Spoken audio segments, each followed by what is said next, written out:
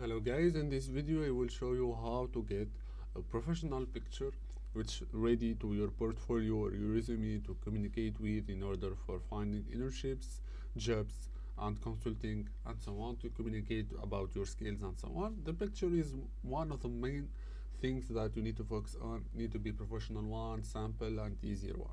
So hopefully, or let's say like it is the good thing that there is AI.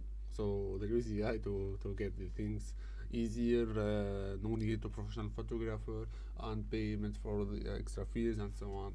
All what you need to do, guys, have a random picture of you, get a picture not that bad. By the way, this picture is like from the website. There is there is no person from this picture. It's an AI generated one.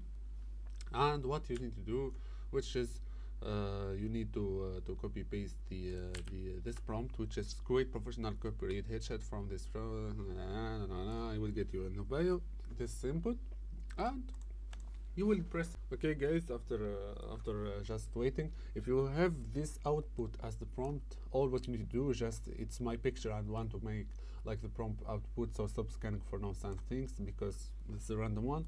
So from this, guys, it become like this one.